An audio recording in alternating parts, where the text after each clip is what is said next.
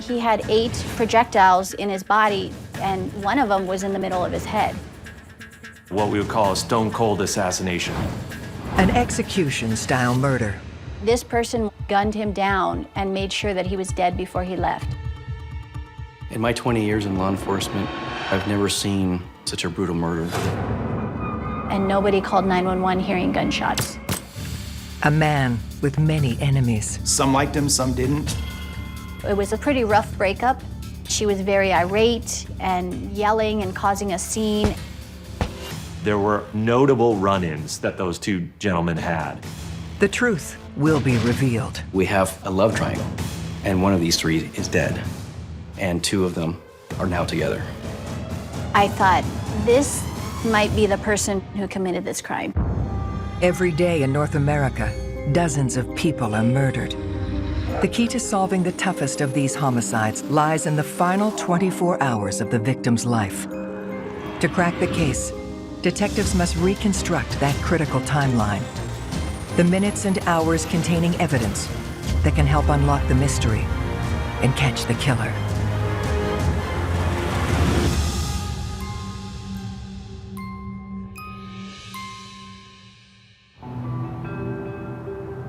Tucson, Arizona.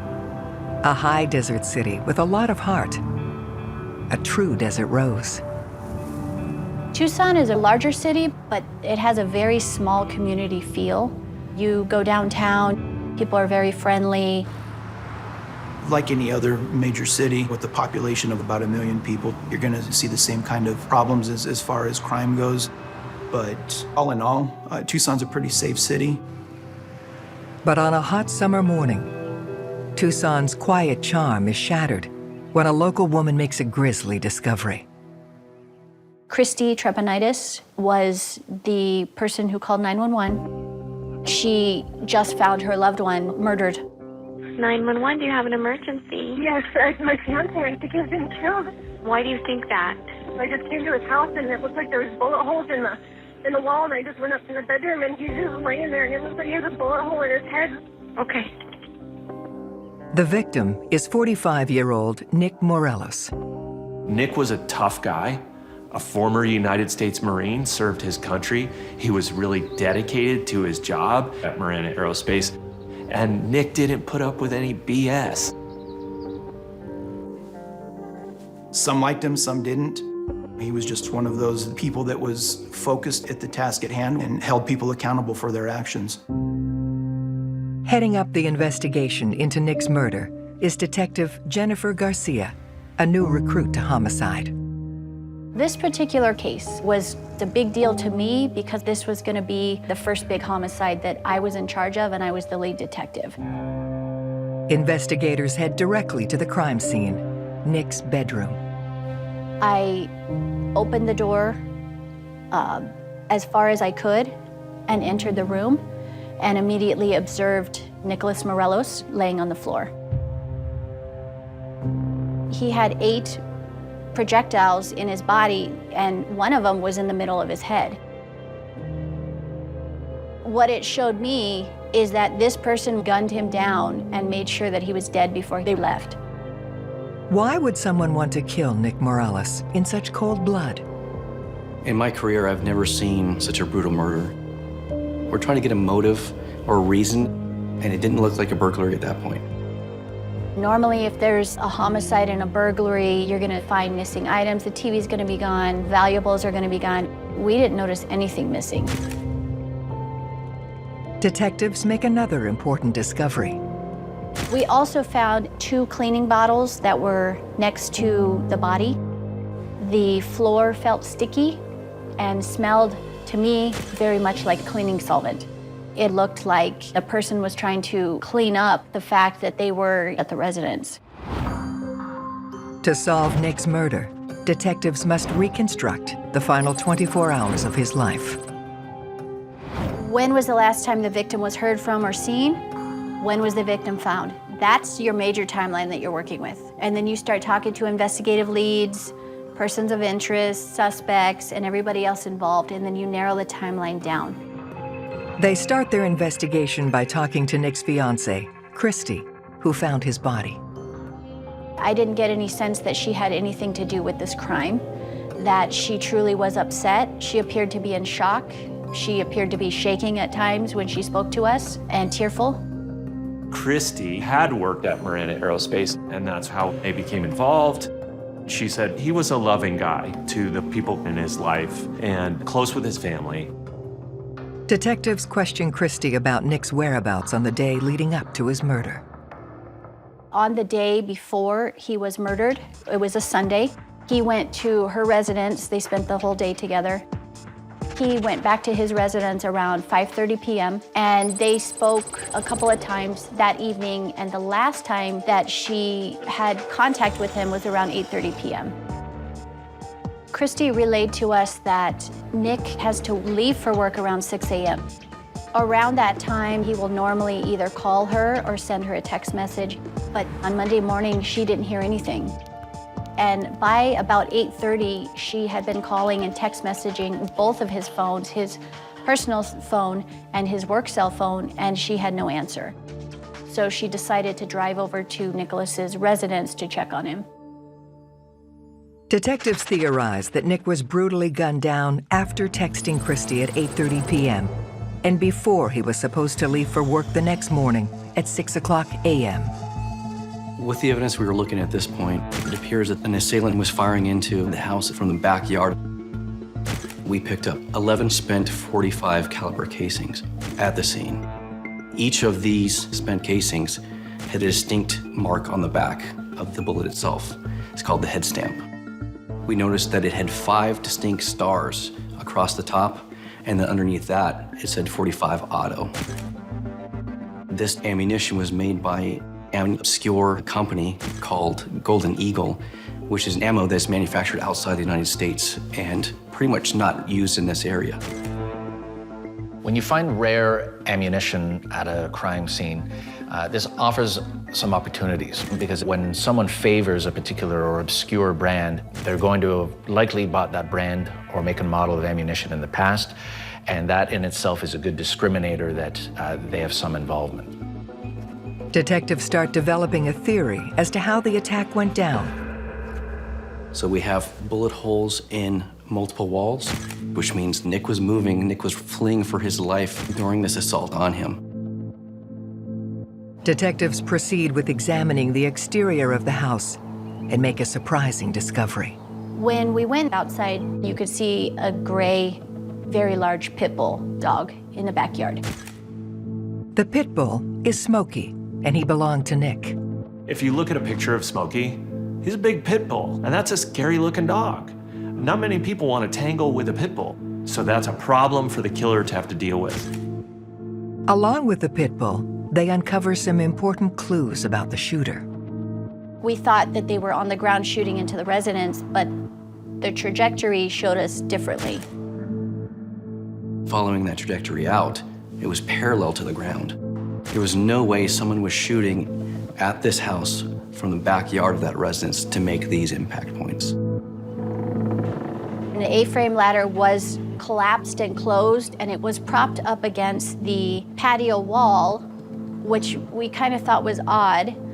And it looked like somebody had climbed onto the patio roof and shot through the window, standing on the roof.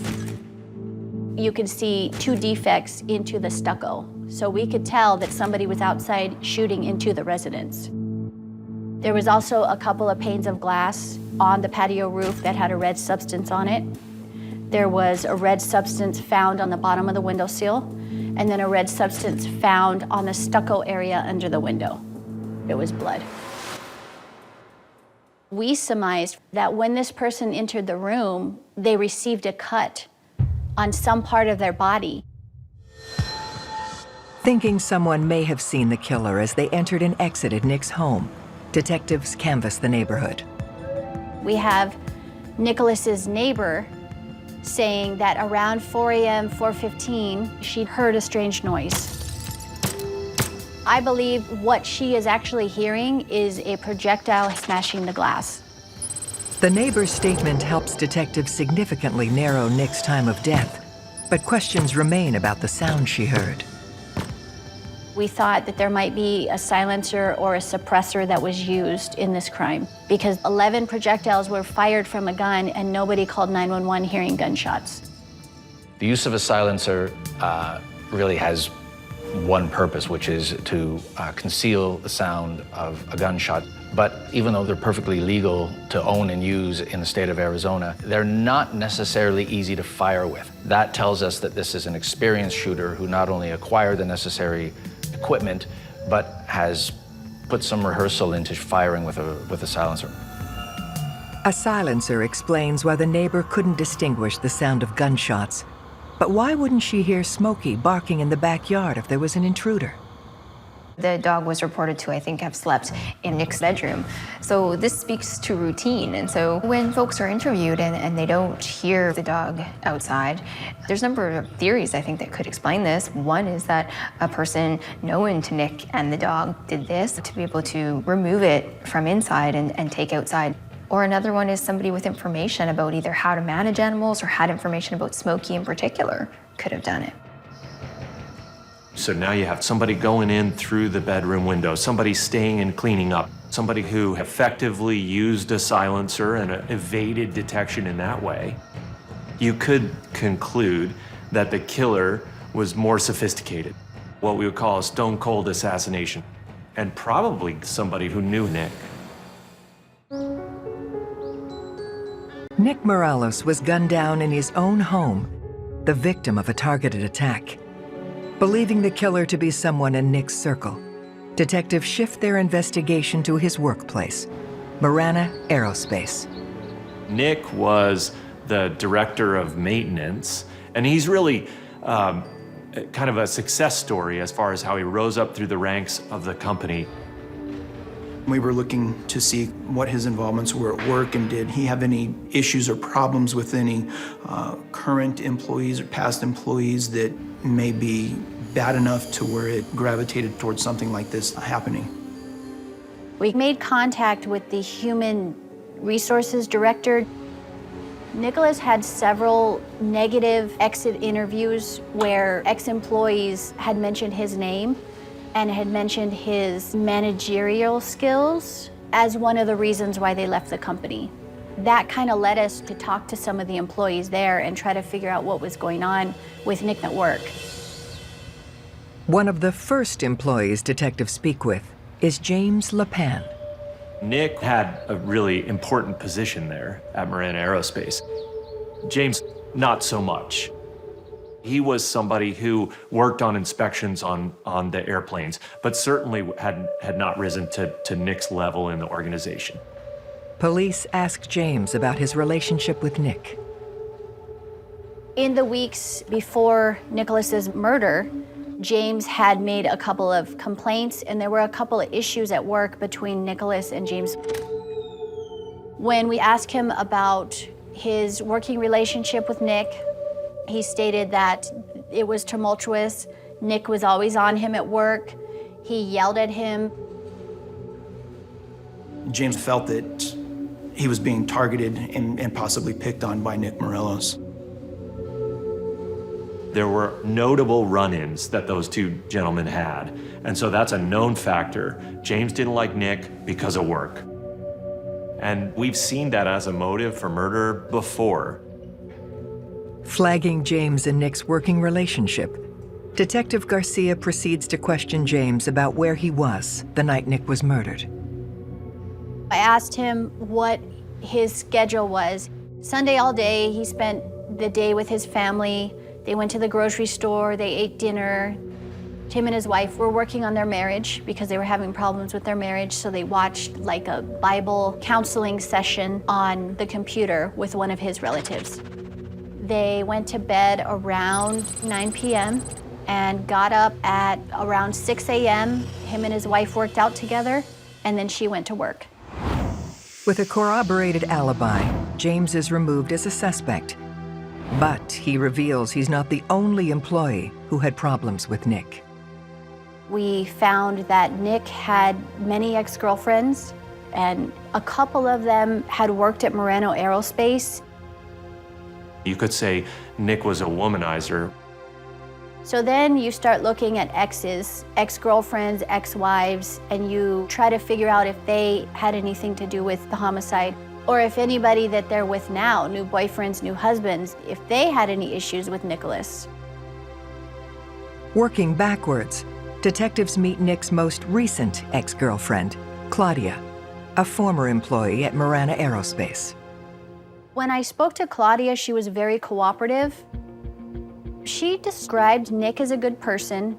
The relationship was very good. The breakup was very amicable. She was a lot younger than him, and I think she wanted to focus on a family, and he was already past that threshold in his life.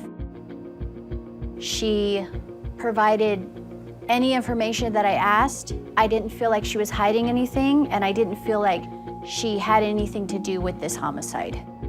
Claudia is a non-starter as a suspect, but when Detective Garcia asks if there is anyone else she thinks would have had reason to kill Nick, she offers up a name, Jessica. Jessica also works at Marana Aerospace, and she was also Nicholas's ex-girlfriend. A year before his murder, Nick had been dating Jessica, and then suddenly there's a split with her and he's with Claudia. It was a pretty rough breakup, and shortly after she moved out, Claudia had moved in. One day, Jessica went to Nick's house when Claudia was inside the residence and was banging on the door, wanting to go in, wanting to talk to Nicholas and Claudia. She was very irate and yelling and causing a scene, and she said, "I know that Claudia's in here." So now we have an ex-girlfriend who was very irate, very hurt about the way the breakup with the victim, Nick, occurred. So that kind of raised a flag in my head. Stalking behavior in a suspect is always cause for concern. It tells you potentially that somebody is fixated, obsessed, or they're engaging in boundary violating behavior, whether that's emotional or physical boundary violations by following you, attending your residence. That being said, I think it is interesting from a psychological standpoint that women are just as likely to engage in violence post-breakup as men. So the question for me is, does Jessica have the potential to perhaps be a suspect in this case? And if so, why? When we look at Jessica, it's such a complicated picture. Often the question will be asked, what makes people kill? Other than maybe drugs and money, jealousy and rage and control around a relationship with a significant other is something that we see commonly, and it's sad and tragic. But again, that type of rage, that jealous rage, is certainly enough to motivate a killing and does frequently. Detectives have zeroed in on Nick Morales' jealous ex-girlfriend Jessica as a suspect in his brutal murder.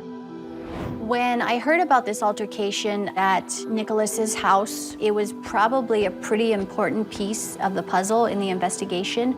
So we wanted to speak to Jessica to get a statement from her. Me and Nick, we'd been seeing each other for a while.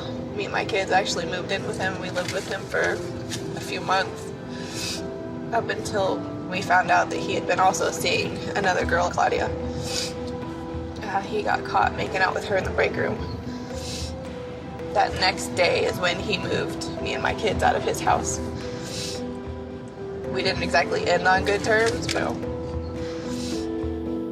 Jessica never had a good word to say about Nick. She just really seemed burned up by the breakup.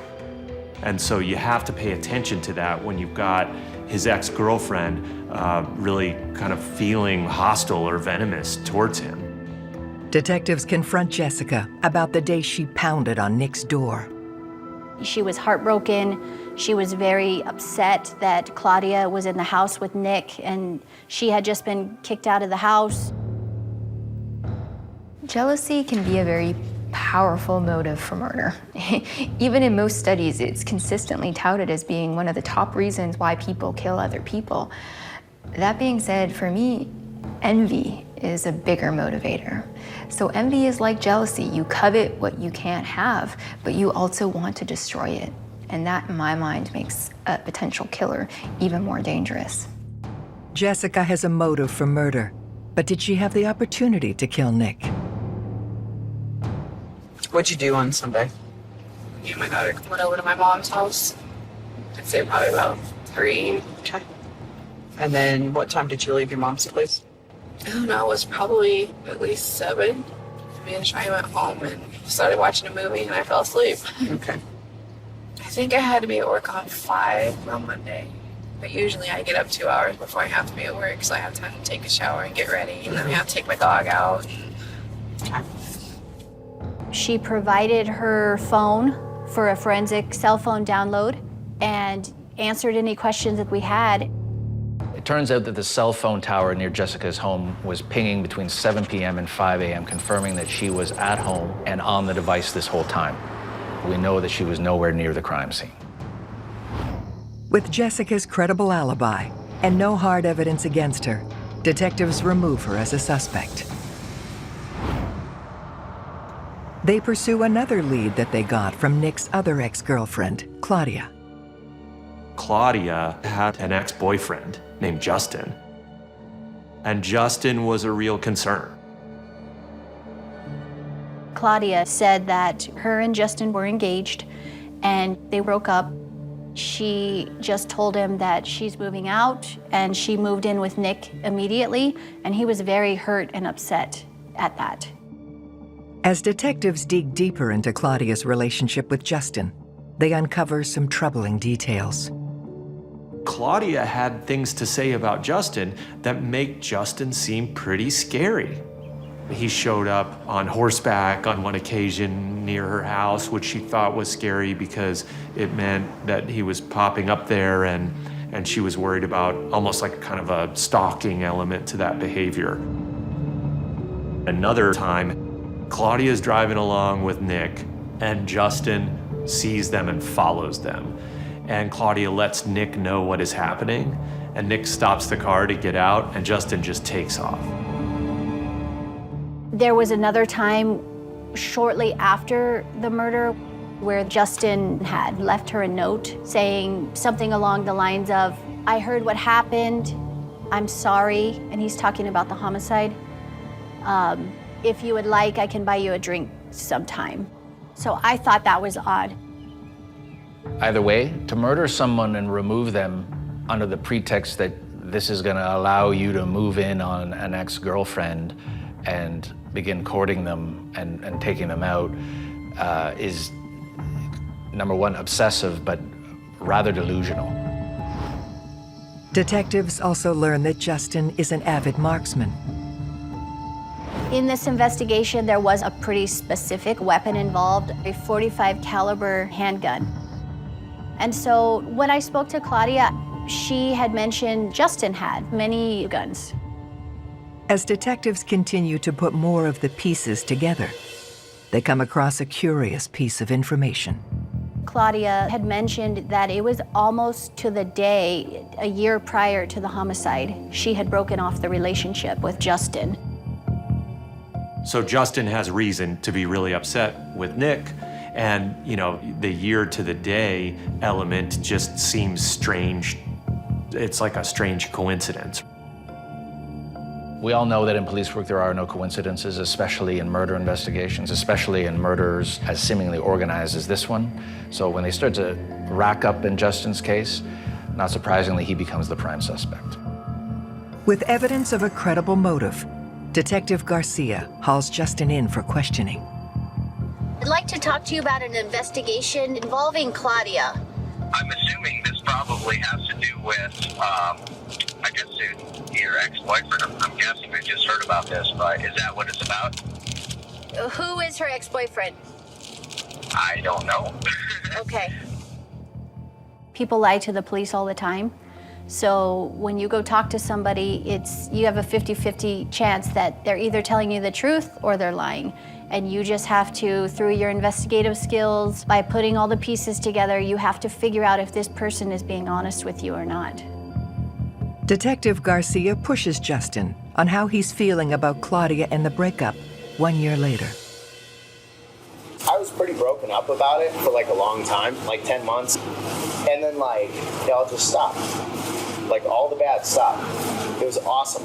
I don't, really believe in God or whatever, but I was like, dude, just in case, I like prayed. I was like, thank you. At the time, it didn't seem like it bothered him anymore. And you gotta take that with a grain of salt. Is he really over it, or does he still have issues? I've certainly seen cases where someone's breakup can lead them to take desperate measures. When you're fueled by passion, heartbreak, betrayal, that can make you do irrational things. And if someone is so desperate that they want to get someone back, or they can't stand seeing their ex-lover with someone else, they're not thinking straight, and it can turn deadly. As the interrogation continues, Detective Garcia notices that Justin has a suspicious injury. When I was talking to him and looking at him, I observed some superficial linear scratches up his arm. The reason that that's interesting is because we know that when the first shots are fired, the killer is outside. He quickly moves in through the window, possibly cutting his arm badly in the process. And here we have a corresponding cut on Justin. I thought, this might be the person who committed this crime. Detective Garcia is moving in on a prime suspect in the murder of Nick Morelos, Justin, the jealous ex-fiancé of Nick's ex, Claudia, and he has suspicious wounds on his arms. He said, well, yes, I'm a landscaper. I have cuts and scratches all the time. So I asked him if I could take photographs of him and of his injuries on his arm. He said no. When I asked him if I could take a DNA sample, he would not give a DNA sample. DNA in the timeline of a murder case, depending on where it's located, can show whether they were involved in the murder or not. If it's, for example, found at the scene, that is a direct connection to show the DNA was left at the time of the offense. But when someone doesn't give a DNA sample, it certainly sends off warning bells that perhaps they were involved with the offense and they don't want to be caught in a crime. Without a DNA sample, detectives focus on the timeline. Having already established that Nick was killed between 4 o'clock and 4:15 a.m., they pursue Justin's alibi. That particular Sunday night, Justin's roommate knew that Justin was at the house till about 6:30 when Justin went to the bar. He said that he was there till about 12:30. He then comes home.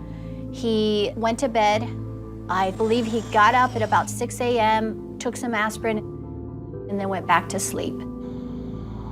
Justin's alibi appears to put him far away from the crime scene at the time of the murder, but Detective Garcia wants solid proof. We obtained video surveillance from the bar showing Justin at the bar all the way up until about midnight or 12:30. But then after that, to about the following morning, there was nobody able to corroborate his alibi.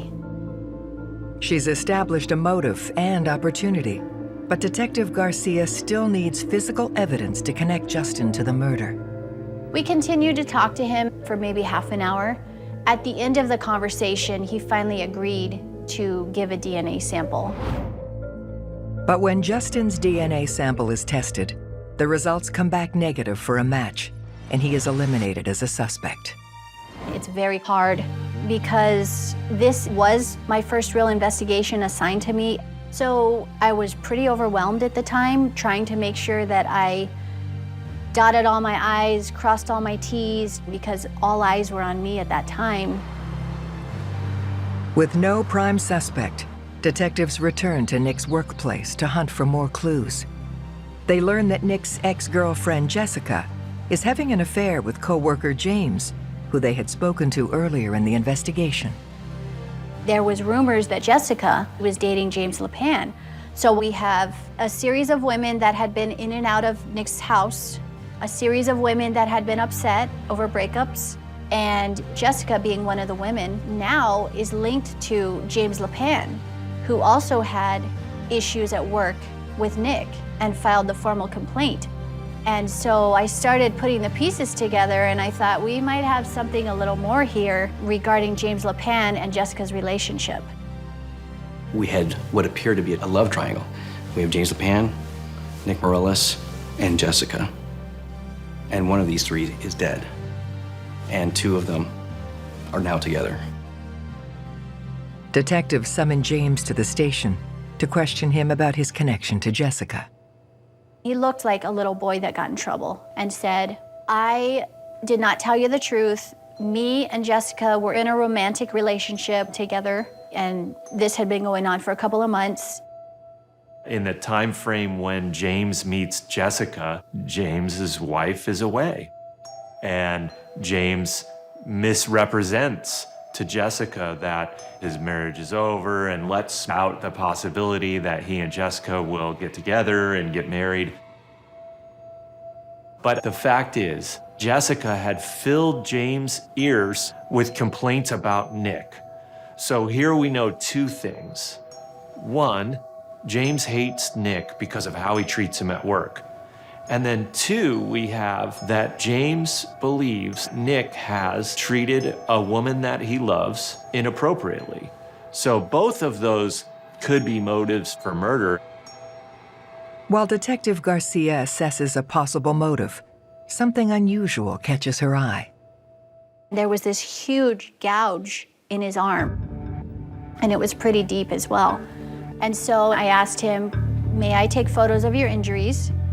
And may I take a DNA sample? And he said no to both. The killer got in through a broken window. You have James with a huge gash in his arm, clearly not treated medically. And then when James is asked to provide his DNA and he refuses, there's no question that any investigator is going to be highly suspicious of his involvement and is going to look more deeply into his activities. James claims the injury came from work, but Detective Garcia isn't buying his story. We got with the human resources director and said, hey, we were told that there was an incident that happened on Saturday, and he knew about it. He said, yes, James had fallen on the airplane. So we said, okay, can we see the airplane? So he walks us into the hangar, and he showed us how James fell into the access panel and how he had received scrapes on his legs when he fell, as well as maybe some superficial cuts on his arm. So on the airplane, right by the door, there's plastic panels. When you take those off, there is airplane insulation. James told us that that was all off. And there's metal pieces that are exposed called stringers. And that is where he said that he cut his arm. But the insulation and the panel was on. So the stringers would have never been exposed. So he would have hit the side of the airplane, and there was nothing jagged or rough where he could have cut his arm on. Based on this discovery at the airplane hangar, detectives get a search warrant for James LePan's home. We were specifically looking for weapons, ammunition, anything related with weapons. We were also hoping to find the weapon that was used to kill Nick Morales. We found 18 boxes of .45 caliber ammo with the 5-star stamp on it. And we found a gun box for a .45 caliber para-ordnance 1911 handgun. There was also a empty box for a silencer. That silencer fit the .45 caliber handgun. We also found a pair of blue pants that was tucked up high in his closet with bloodstains on it. Detectives send the casings out for ballistics testing, the pants to the lab to test the bloodstains, and get a warrant for James' DNA, hoping to catch him off guard on his drive to work. James left his residence very early in the morning. Somebody else was driving. We followed him for a couple of miles and eventually conducted a high-risk stop on James LePan. And the driver of the vehicle was Jessica. One of the things that's disturbing is that we've got Jessica riding with James LePan to work together days after Nick's murder. And so it raises some red flags in terms of what must have been going on in her head had she talked about the killing with James LePan. And was she involved from the very beginning? Detectives are closing in on James LePan as the prime suspect in the murder of Nick Morales, but now question whether he was working alone or with Nick's ex-girlfriend Jessica, and bring her into the station to be questioned. Did you and James ever have a private conversation about Nick's murder? No. He's saying that you showed him where the house was at. I've never taken him anywhere near there. So now is your opportunity to let it out. And then Jessica reveals a critical piece of information. The evening of the murder, and we're talking hours before the killer goes in through Nick's window and kills him, James LePan is texting with Jessica saying his pit bull ? And Jessica's writing back, his dog's name is Smokey. James LePan is asking about the pit bull that Nick had, and Jessica is providing information about the pit bull. And again, Nick is gonna be dead within a few hours, and then Jessica's gonna find that out, assuming she didn't know, and they're gonna be riding to work together, spending time together in the days after the murder. They have plenty of time to have conversation, and one would think the conversation would be, what the heck?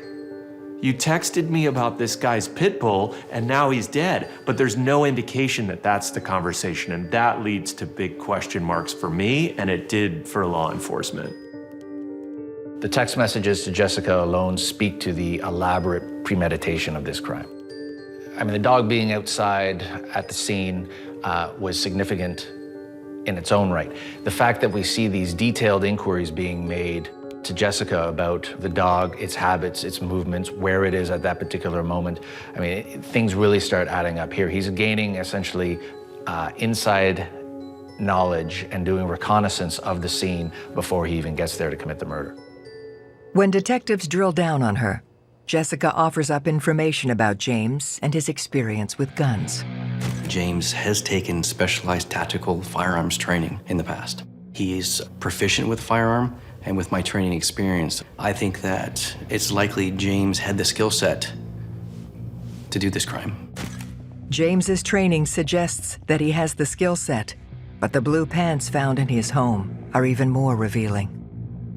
When we get the test back from the lab work that was done, there was an area that had been tested from the pants that showed James LePan's and Nick Morales' DNA on them. But then it didn't even stop there.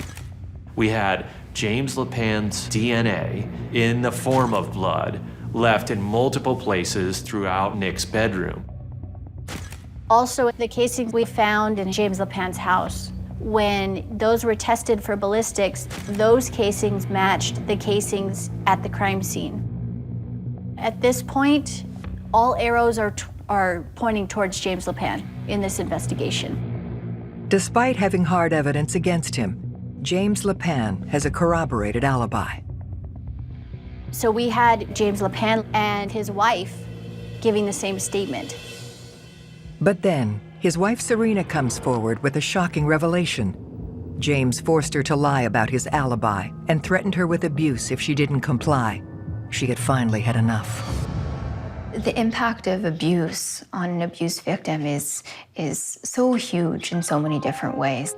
But what we do know, of course, there's a lot of fear. So it's not uncommon for people to lie to cover up for an abusive partner because they're afraid of them and they're afraid of what could happen if they don't. And then sometimes something happens to remind you that this is not something that's normal, this is not okay, and then you are also forced to reconcile that difference. And so, people might come forward with information or take risks that they ordinarily wouldn't because they now realize what the situation is. Serena tells detectives that James had always been jealous of Nick. There was this competition between James and Nick.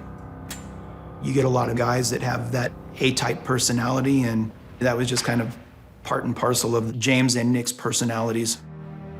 Someone like James would be incredibly envious of somebody like Nick. I see James as somebody who possibly collects injustices, collects grievances. If you're an arrogant person and you feel like you deserve more and you're special, you're gonna be affronted when somebody says to you, no, you can't park in that parking spot, or no, you can't do these things. And so at some level, I wonder if this narcissistic wound that he has that keeps festering for him, plus this enviousness of Nick and wants to be more like him, added to this warrior mentality. He sees himself as a pseudo commando, has this military type background. Those things combine for a toxic mix for revenge and violence. Detectives are now able to reconstruct the final 24 hours of Nick's life. After spending his Sunday with Christy, Nick goes home and he's in bed at his own home by 9 p.m. James and Serena were having that counseling session at home and went to bed early, roughly between 9 and 9:30. At 3:30 a.m. on Monday, James sneaks out of the house and we know is at Nick's place, positioned outside the second floor window by 3:50 a.m.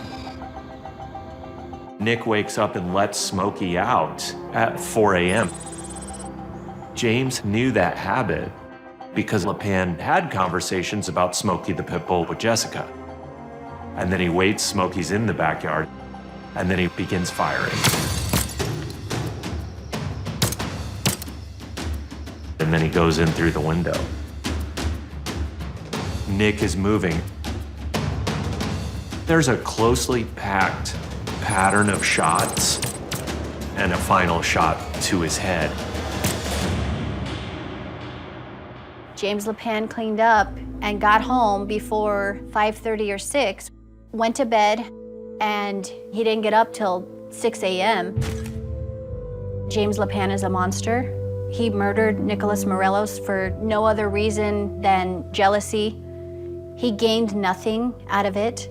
He destroyed the victim's family, the victim's extended family. He destroyed his family. On October 2nd, 2018, James LePan is convicted of the first-degree murder of Nick Morelos. He is sentenced to life without parole. In my 20 years in law enforcement in Pima County, this is the only incident that I can think of where these military, paramilitary type of tactics were used to hunt someone down and kill them. This case was very important to me, and I'm very, very proud of myself. We were able to narrow down suspects very quickly, get the suspect off the streets, make the public more safer. So I'm very satisfied with the way this investigation panned out.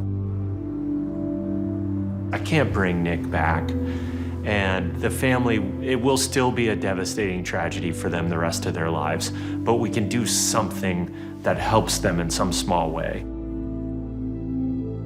They're looking for justice, and I get to try my best to give them a little piece of justice. And so I'm honored to serve my community and do that work.